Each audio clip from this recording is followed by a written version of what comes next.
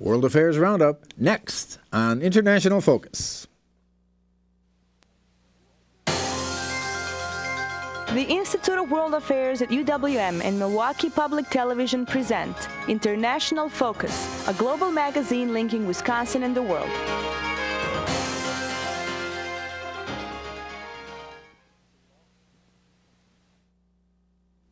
Welcome to International Focus. I'm Doug Savage from the Institute of World Affairs at UWM with a Middle East edition of our World Affairs Roundup. While backgammon is the game of choice in cafes around the region, analysts discussing events in the Arab world these days are more frequently talking about dominoes. The sudden collapse of Tunisia's authoritarian government in the face of a popular uprising has set off a series of aftershocks in Egypt and across the region. Is this the beginning of a long-anticipated Arab democratic awakening? And is the U.S. prepared to embrace it? To help us explore how the searing scirocco of change blowing across the Middle East may be shaping the political landscape, we're joined by John Katzka, a retired U.S. Foreign Service officer who has conducted public diplomacy for the Department of State on 4 continents. Ann Hamiliton, political scientist and coordinator of international studies at UW-Whitewater, who also served in the U.S. Foreign Service. And Louis Fortis, publisher and editor-in-chief of the Shepherd Express, Milwaukee's alternative weekly newspaper. A former state legislator and professor of economics, he recently served as a guest lecturer at the Hariri Canadian University in Beirut. Well, welcome everyone to International Focus. Well, it's been an eventful week. And if I could, I'd like to just start with the start of the story geographically with Tunisia. John, really, what was the origin of this round of protests beginning in Tunis? Well, Tunis is an area that I don't know particularly well, but I would say that communication is driving much of what you're talking about in terms of dominoes. The social media, Facebook, Twitter, the ability to be in constant contact with everyone and anyone is allowing, especially if you're working in the same language, is allowing people to cross borders, cross cultures, cross religious lines, and set up their own definitions. And what was the precipitating event? There seems like all these great avalanches start with a displacement of one critical stone. Well, there was a young man who was trying to sell fruit, and the authorities in a small town, actually not in the capital, and the authorities would not let him sell fruit because he didn't have the right papers to do that. And a woman, a policewoman, actually slapped him across the face, and that after that he set himself on fire. Now, what's really interesting about it, and to follow up on what John was saying, is that there have been other incidents like this in Tunisia before, where young men set themselves on fire as a protest. But in this particular case, his friends videotaped it, and they got that videotape out there, and it was picked up, I believe, by Al Jazeera. So that this particular event was not extraordinary in so much as it was the way it was treated in the media, and it went, and that's what set off the spark for the revolution in Tunis. So, Louis, you're a journalist. What about that? I mean, could this have happened without Twitter and? Well, let's go back to being the economist part, and that this is basically, most of this comes from the fact that there's extreme poverty, that there are people that are well educated and can't find jobs, and the people that are not well educated are in real tough situations financially. Half of Egypt is living on less than $2 a day. That's what the problem is. And that's why you don't see this happening very much in a place like Saudi Arabia or whatever, because they can buy off their people. But here we have a situation where there isn't a lot of oil or a revenue source like that. So you have people that are very frustrated. And when you have educated, frustrated people who can't find jobs, this is what you see happening. And then on top of that, you add what Ann was saying is the technology that enables it to become the shot heard around the world in a matter of seconds, literally, and you have a lot of activity. Well, John, what about the role of WikiLeaks in this story? There's some people have said that some of those leaked cables in which the U.S. was not particularly flattering in its assessment of the regime may have played a role in the opposition's sense of what was possible. I suspect that we could probably line up about 50 or 60 different items that could have a contribution to this thing, and I would put that as one of them, but not an overwhelming one. It just would provide additional support, additional confidence to those who are assaulting the regime that it's not nearly as strong or as omnipresent as we thought. I mean, it's kind of like what happened, I witnessed in the Soviet Union when it was coming apart. And what about that? And I mean, I think most people downplayed, even when the Tunisian demonstrations started, downplayed the ultimate effect. They're saying, well, you know, they'll go back home after a few days, and that's that. Why did the regime fold as quickly as it did? Well, I don't think we know. And I think one of the interesting things about this is that, I mean, there have been explanations given, but one of the interesting things is that the protesters themselves going out in the squares, both in Egypt and in Tunisia, did not expect necessarily the first day they went out that this was going to lead to what it did, so that every day there's a snowball effect that surprises not only the regime but also the protesters, and they take on a life of their own. So it makes it, in one respect, extremely difficult to analyze, because there's no real, we can see a connection between Tunisia and Egypt, of course, and what's happening around the region, but there's no master plan here. It's just, it is like the shot heard, and it just keeps snowballing. So mixed what metaphors. about that, Louis? I mean, how did we make the jump from Tunis to Egypt? There was no incident involving a vegetable vendor in Cairo that set things up. Let's go back to Tunisia, and in the sense that there are a lot of rebellions, and they don't make much of an impact on the history books. Every once in a while, one of them succeeds and becomes a revolution. We're talking about this because the one in Tunisia succeeded. And through the technology that we have today, all of a sudden, I say it is a shot heard literally around the world and over nation-state borders. And people are saying, wait a second, we're in the same situation. You know, we've had a ruler here for 30 years, and who's had a pretty iron fist with respect to the population, and that it's time that if they can do it, we can do it. It's one of those also, if Tunisia can do it, and we're so many times bigger and all that, we can do it too. So there's some of that going on, and I also think the slap that you talked about from the policewoman, that's real serious in the Middle East. That's humiliation, and and when you humiliate somebody, they'll kill you. I mean, it's, you can get by, you can get hurt economically, but the humiliation is something that is one of the continuing problems in the Middle East, is how certain countries will humiliate another, and that's serious stuff. But how do we balance what the grievances and the goals of the movements across the region really are? I mean, how much of this is longing for democracy, and how much of this is longing for rice? Yes. I'll put my money on the rice first. Yes. And I mean, look at our country. What happened in the recent election is, the Democrats, got beaten silly because of the economy. And we're a wealthy country. And when you have a poor country and food prices are going up and it's getting really tight, I mean, this is, you have to feed those kids. And you're willing to do most anything to feed your kids. There's an interesting, we keep talking about the level of unemployment and the dire economic concerns. And I've looked up to see what the unemployment rate is in Egypt. And it's under 10%, which stunned me. Now, we also talked a little bit earlier about underemployment, the number of people who it takes to do the simple task is multiplied because of social enterprises or social industry.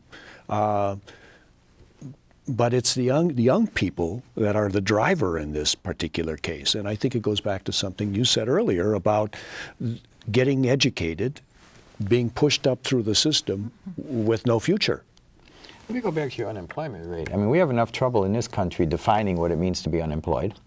We have enough trouble counting people unemployed. And we have transparency. We have, you know, the media. We have other people saying, "Wait a second, that's not true."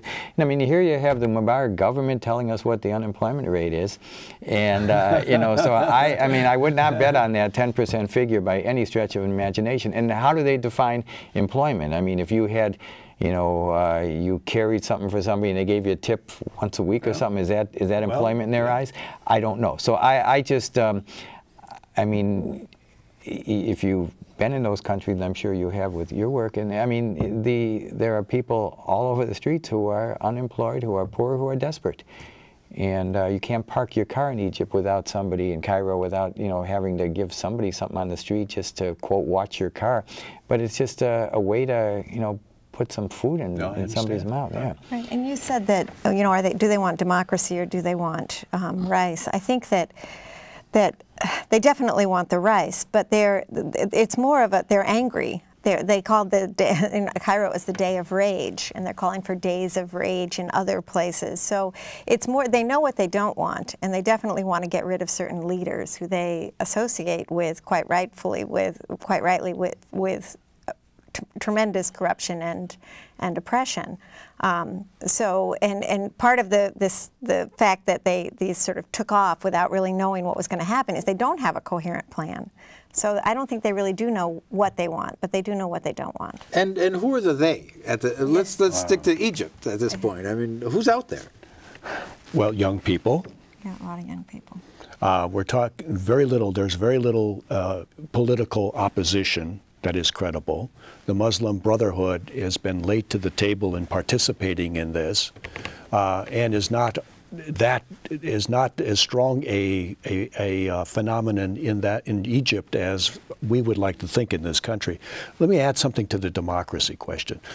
Every time we see some of these demonstrations, we begin to bless it with our own version of democracy and all of the things that we attach to this process. And that doesn't necessarily cross cultures and borders very well. And so what we really have to do is pull back as we start to analyze this. And our politicians are equally to be blamed because they love to wrap themselves in the flag when we talk about these things and talk about how, you know, we're going out there to make the world safe for democracy. Everyone has different definitions as to what that means. And so how have we balanced, up to this point, our calls for democracy in the region and our support for regimes like Mubarak's? I mean, we just got maybe a minute to go, so. Well, we've flip-flopped a little bit. We came out sounding pretty wishy-washy, and as the week went on, we've come out to be much more behind the idea that Mubarak has to at least begin to go.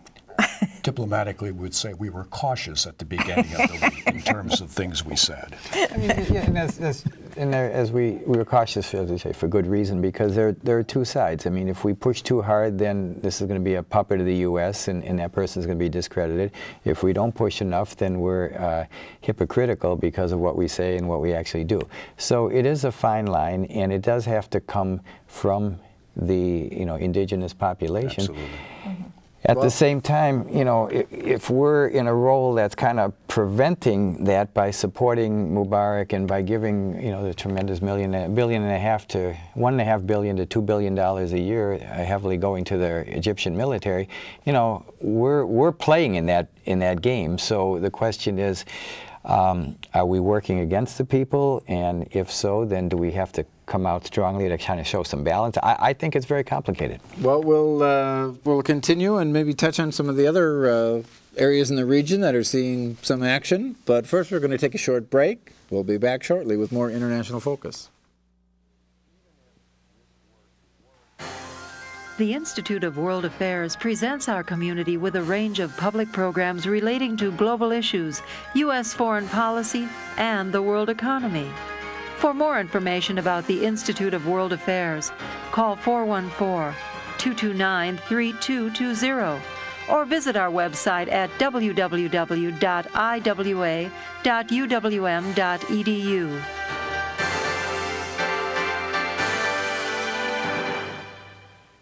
The game starts at 5. Welcome back to International Focus. We're talking about events in the Middle East.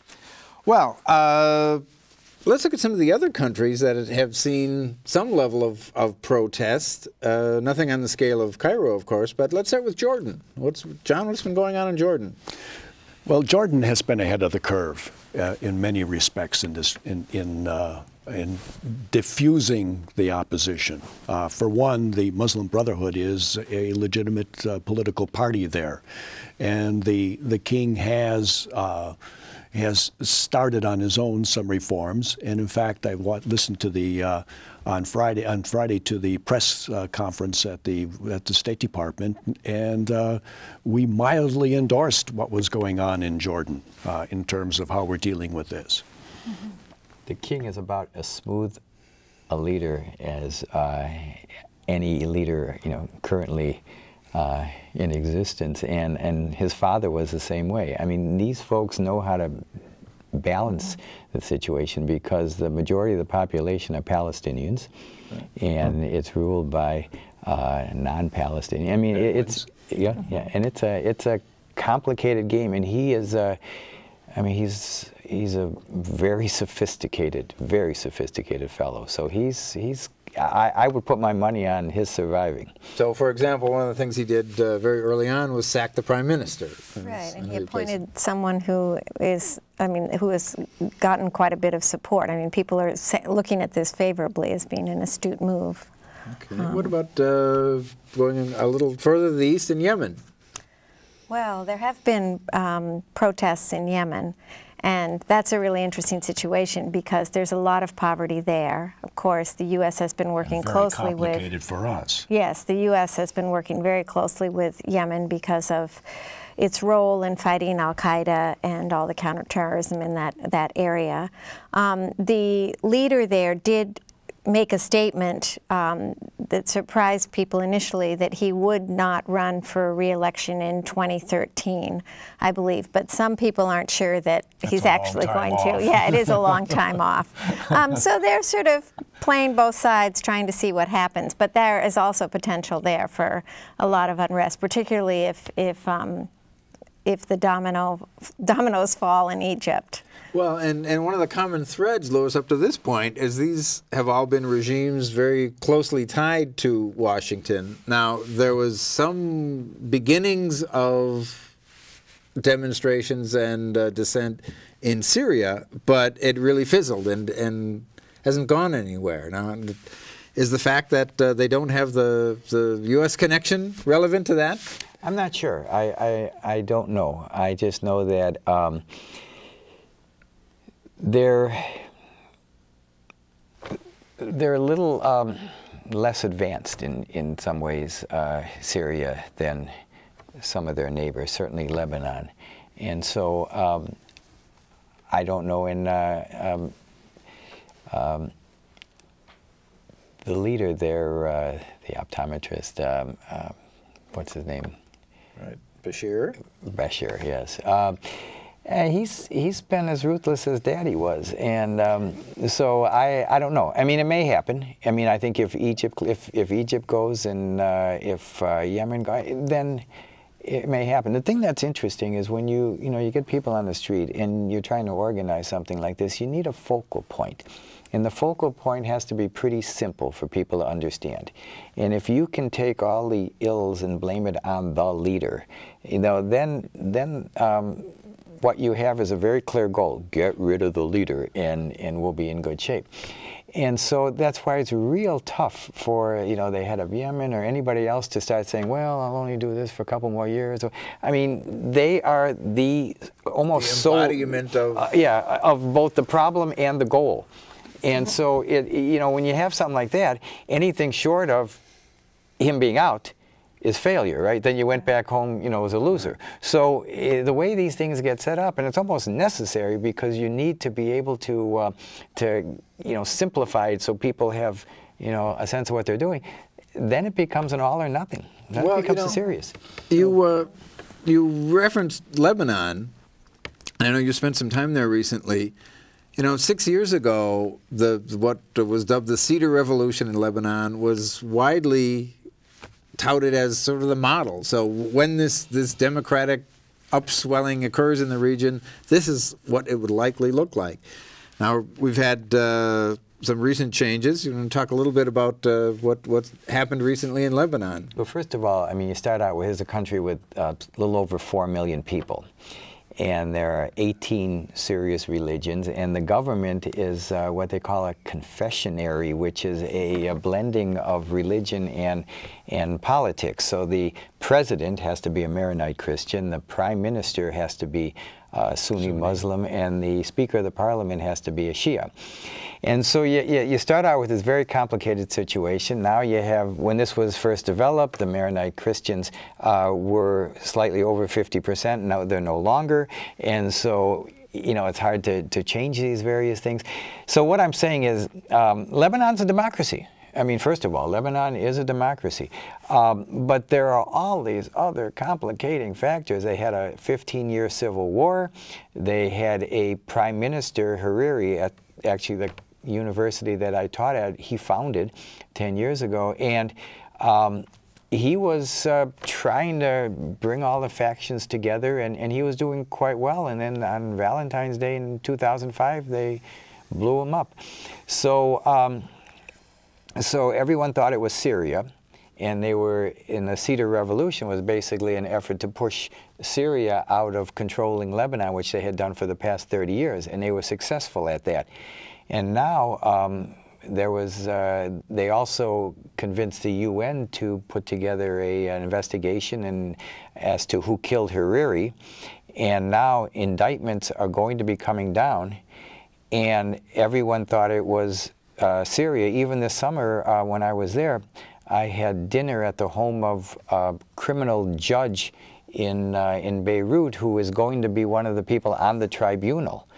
And you know, when I got to his house and I said something about, oh, you're something about the tribunal, the Syrian tribunal, and then I realized what I already indicted Syria, and I kind of laughed and he laughed. But he also kind of agreed that was, and then now it's coming out that it may, that Syria, yeah, may not have had that much of a connection, and it is, you know, more, or if not entirely, Hezbollah, which I don't think entirely, but... John, how does that complicate the recent change of government? Well, I think we're in danger of getting out ahead of ourselves. I mean, we're already taking Egypt as a complete, something that has already taken place, and it's not. We have no idea what the outcome is going to be. And the idea that how it's going to influence these other countries is really going to depend upon if the generals are able to calm things down and get enough food into the stores and to diffuse the demonstrations. This is going to have one kind of effect on all of these other countries. If they're not capable of doing that, if it's going to get ugly, then it's going to be another set of complications, which brings in Israel, brings in the U.S., brings in other countries in the region. But I think most people would agree once a population has some sense of agency, that they can affect their own outcomes, it's hard to push them back. And so just taking a step back and looking across the region, and for a long time, despite our rhetoric about democracy, I mean, the policy, in fact, was stability was more important. And is that a viable policy going forward? I mean, have events of the last few weeks changed U.S. approach to the region, do you think?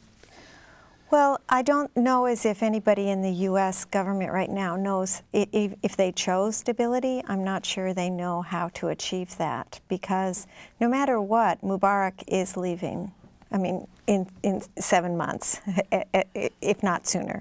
And no plans, the original plan had been for him to run again, then he decided that his son would take over.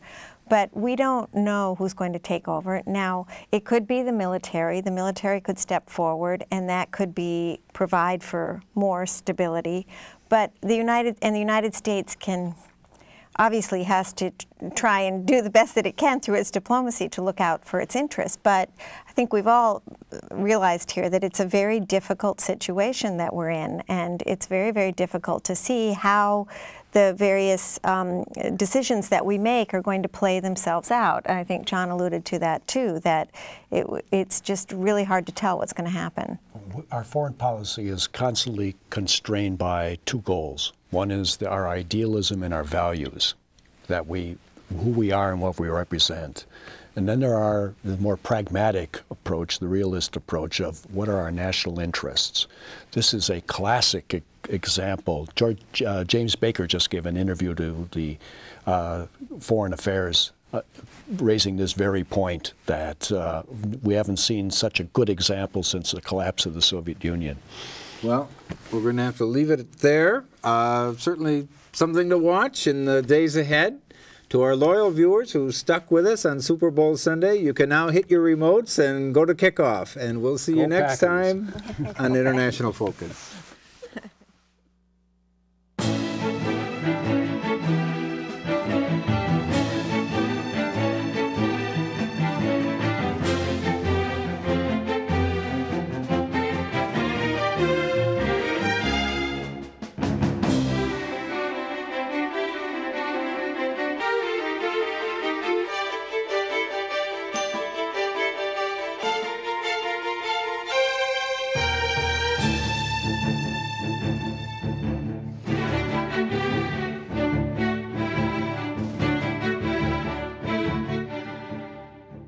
For information about the Institute of World Affairs and its many programs, or to become a member of the Institute, call 414-229-3220 or visit us at our website.